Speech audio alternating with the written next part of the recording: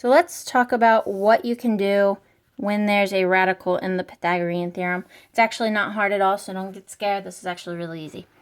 Alright, so first thing, we're going to start with our Pythagorean theorem. So a squared plus b squared equals c squared. And we're going to label our side. So here's my right angle. So across from that is my c. I have a missing side, so I'm going to label it a. And then I've got this b down here.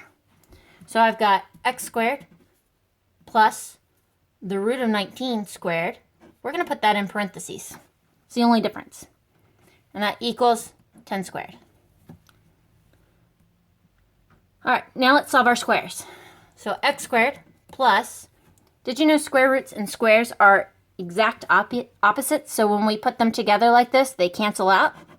And we are just left with what was inside. So we just bring down just 19. And that equals 10 squared, which is 100.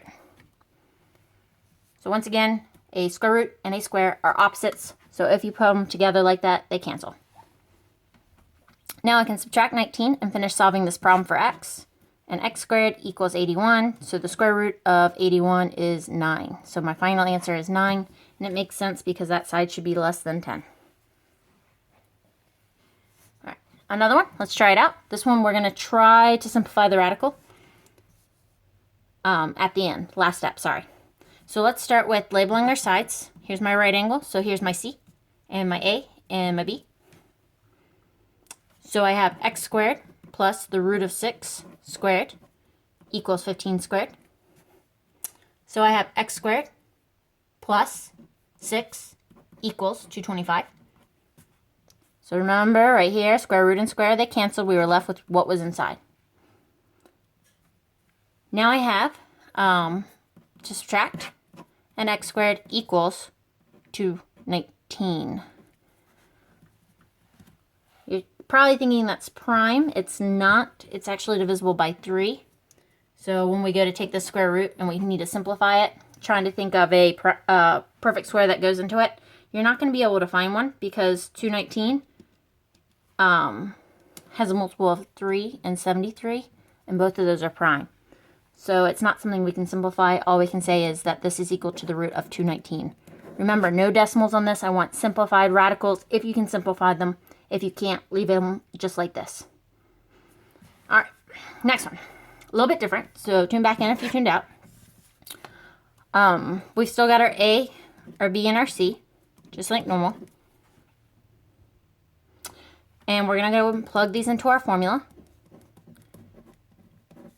So I've got 2 root 6 squared equals 4 root 6 squared. And we put those parentheses around it to keep it all together. And remember, everything in here needs to be squared. So when we go to take our squares, the 2 gets squared and the root 6. So 2 squared is 4. And then this is times in between. We don't normally show it.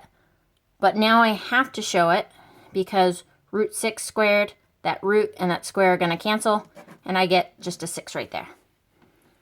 So jumping down to the next step real quick, 4 times 6 is 24 is what we really have there. So make sure you square both pieces if you have more than one piece there.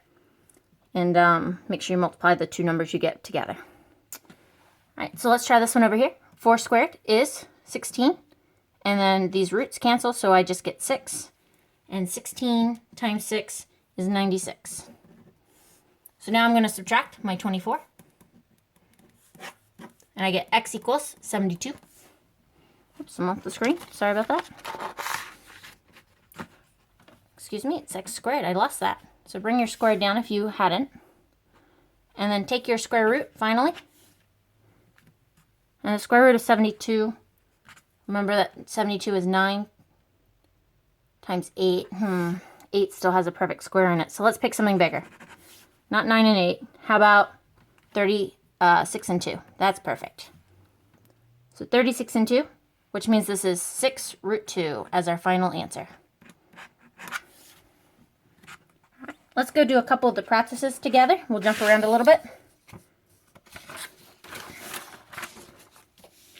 So number 1, remember you can't always simplify these, but this is Pythagorean theorem. So what I want you to do is go ahead and label your sides, A, B, and C. And this is actually going back to the original way we did this, except you're going to simplify the radical if you can. So I have 7 squared plus 12 squared equals x squared. Or 49 plus 144 equals x squared.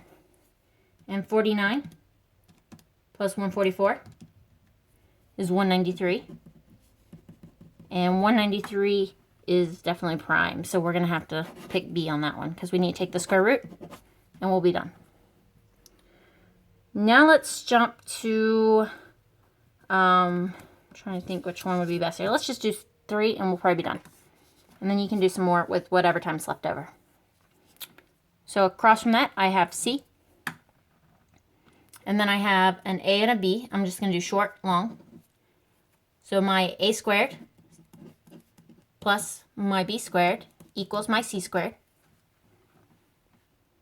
Or in this case, root 6 and square cancel, and I get 6 plus 9 equal x squared. And then 15 equals x squared, so take your square root, and the answer is going to be 15, because 15 is 5 and 3, nothing to simplify there. All right, let me double check to make sure there's no trick ones on here. Nope, looks pretty good. So focus on simplifying radicals. Make sure you do not give me any decimals for this one.